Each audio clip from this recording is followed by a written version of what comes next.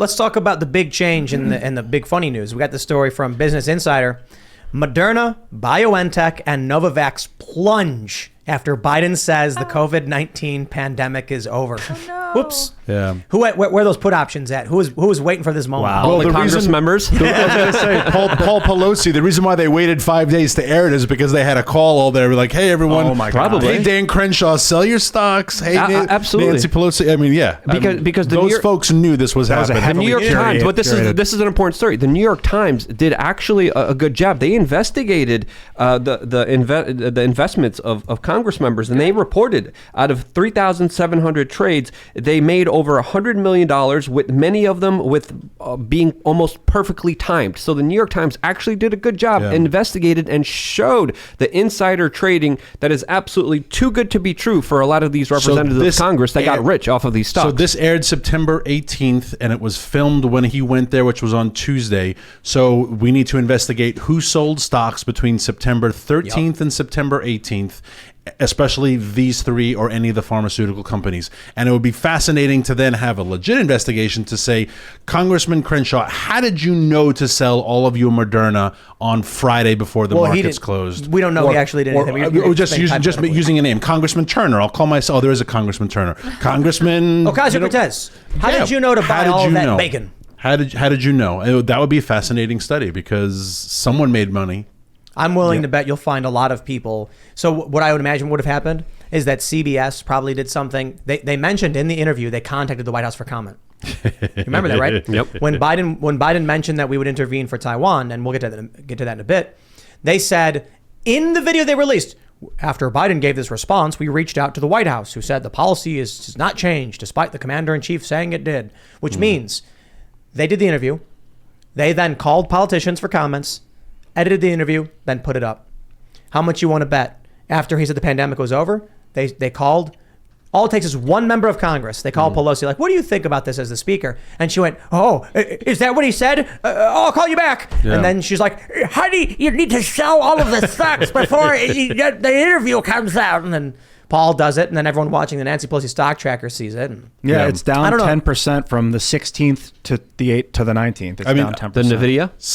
Moderna. Okay. Since they announced... Well, that's the one that Pelosi... That's a graphics card. That was the company with the Pelosi insider trading one. Yes. That one also, when they sold it off, was also at a very good time because the stock went down. There was another piece of news that came out against NVIDIA, which you were describing before, which I thought Ian was talking about. Yeah, that he sold, surprisingly, he knew to sell right before this. Exactly. This people were saying he only sold because he wanted to be ethical and wanted to come clean, but he actually sold on a good time, which actually gave him even more money. But what you guys understand, too, is we often talk about how it's insider trading because they know when to sell, right? How often do they propose the bills themselves to shift the market? Like, you could have, a new computer chip, and then they're like, this new computer chip is going to be bad for my stock. Let's put a bill forward that will stop it and give some BS reasons. Yeah. Or how often it's like, hey, I just bought a whole bunch of Ben & Jerry's stock, or I guess, what is it, Unilever. And I want it to go up. So we're going to do the ice cream tax break stock. That would be intentionally pushing a bill forward to make their stocks go up. That's like really definitionally fascist. They probably do it all the time. Should be felonious. Yeah, I know, but how can you prove it? Well, the New York Times actually found out that it was the committee members using their position on the committees in Congress that voted on particular aspects that changed the business landscape that were enriching themselves the most. Look at the Inflation Reduction Act that we just passed, and $386 billion goes towards the investment in green tech. Did anyone who voted for that in committee and who appropriated that number, do they have stock in any of these green companies? Do they have stock in SharePoint, which makes electric chargers? Do they have stock in GE, which makes a lot of our wind turbines? I mean, it's just, if you're going to spend $386 billion, someone is going to make a lot of money off of that. And didn't they make a bunch of money off the pharmaceutical companies? Absolutely. Sure. The pharmaceutical industry created more billionaires than any other industry within the last few years. But I mean, like, weren't there like a bunch of... It was a big controversy, wasn't it? A bunch of members of Congress sold their stocks right before COVID. Richard Burr, the senator from North Carolina. That's why he's not running again right now. You got to look at Moderna's stock. In April of 2020, it was $28.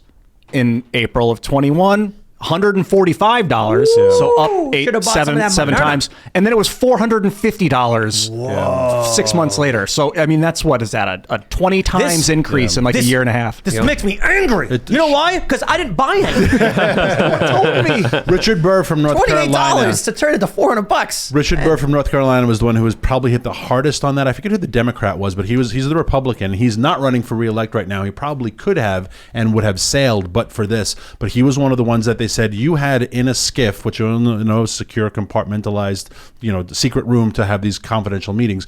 In a skiff, you had this briefing that same day. You made all these purchases and all these sales. And just like so what's the charge? And he just played innocent. And some people, and people like you, Luke, made a big deal out of it. And then he decided, well, I'm not going to run for re-election next year. But there are a lot of senators who you can point to the timeline and say, you were in this confidential briefing and you either sold in time, because remember, this is February of 2019, February of 2020, the markets were roaring.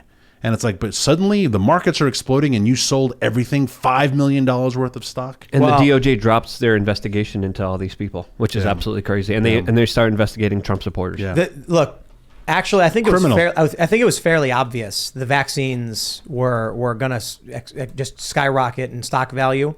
But you have to be someone who's not only in the know news-wise, you have to have the money, and you have to be knowledgeable in this market space. Yeah. So even though we all were tracking the news and knew about the vaccines and stuff, I'm not a day trader. I don't know. Well, that's why Rand Paul is always beating up Fauci to say, why don't you have to disclose your royalties? And the answer is, Senator, we don't have to disclose that, and I don't have to tell you. But and you Rand do have Paul, to wear 2 masks. Yes, and Rand Paul is like, you don't have to disclose to Congress what your royalties are. So, who in the CDC made a lot of money off of this because they knew when they were going to approve a vaccine. If you're Tim Pool vaccine approver and you're like, we're going to give these guys the green light on Friday, maybe do you buy some stock on Thursday? And when you see it hit its top, these stocks, they rocketed to like 20 times their value in March of 21. And then within 20 days, they just plummeted. So somebody was holding some people and they made 20 times their investment and then just sold out on the market. And what's great is that it dropped and then they bought it back up. What cracks me up is that the members of Congress who do this then hauled that guy, Martin Shkreli, Pharma bro, and they were like, how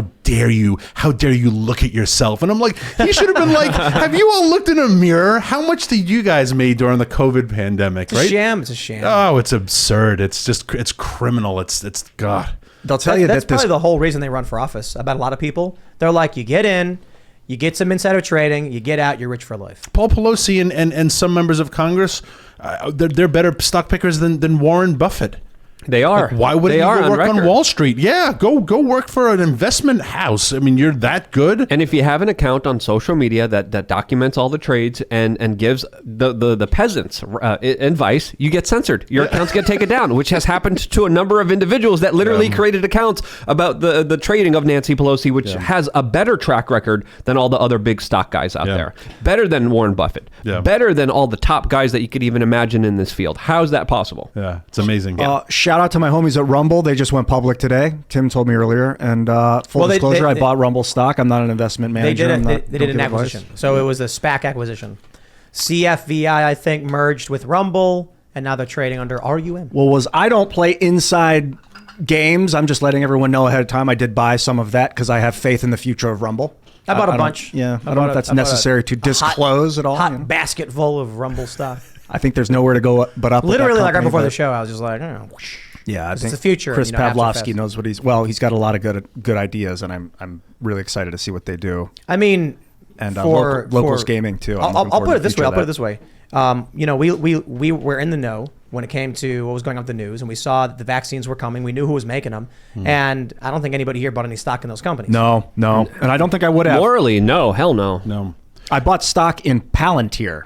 And I didn't know much about it, but my buddy was like, it's about to skyrocket. So I bought it, and then it went up times 10, and I sold it all. I remember I sold all of my airline stocks when I was doing the TV show Kennedy on Fox the night President Trump announced that he was banning air traffic from Europe.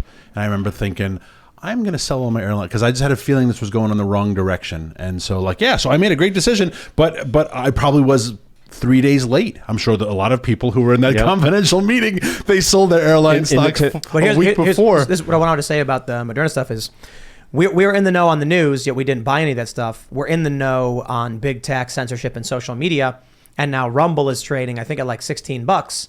So that's my attitude was like, I think it's I don't know if it spikes to like 400 or anything crazy like that because it's not a mandated vaccine or anything. But I bought a bunch because I think it'll go up. Yeah, it's a company I believe in. That's why I bought it. Yeah. I don't like, one of the things about finance that I really don't like is that you kind of need to set your morals and ethics aside if you want to make money, and you just know if the war machine's going on that Raytheon is my man for now, and then I'm going to sell it and buy Pfizer, and then I'm out of there. I'm going to buy some oil and gas fracking. I was going to say because I'm programmed to hate the stuff. But no. Hey, someone check the stock on like Raytheon or Lockheed when the Ukraine war started. February? Yeah. I bet it spiked, right? I'm sure it did. But it probably doesn't have as much room to grow because it's already a massive, military industrial company. when did we go hot in Ukraine?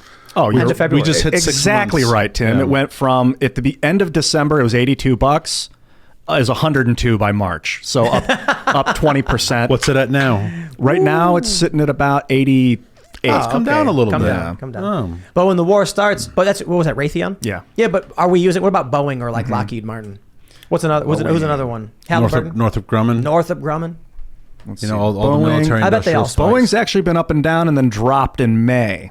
Boeing's biggest moneymaker is airlines, Yeah. airplanes, right? And the airplane industry is just getting crushed. But they're doing that's probably why. Even if they make drones or whatever. We also have to understand normal people. Northrop exploded in March. It went from 369 to 450. Well, 480. How many billions have we given them in war and warheads? Wow. That's And gotta it's just come gone from up somewhere. since then. It's at 485 now. Wow. Who should we declare war on next, right? To get more money. Well, Aliens. No. Let's all buy- I don't care who. Just let me know in advance. So I can buy the stock. That's all that matters.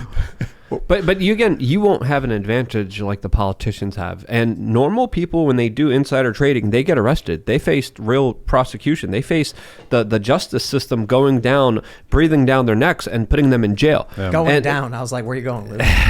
Martha Stewart. Get your hand out of Martha Stewart. Head out of the gutter. Stewart she was worth she's a billionaire. She went to jail for 6 months. Absolutely. For $75,000 trade. Yeah, why aren't these Congress members, why aren't these senators going to jail for their insider trading? And then we also have to understand how nasty this is, especially when it comes to so many people struggling financially. This is a game. There's winners and there's losers. They rig the system so they are always the winners. Who's the losers?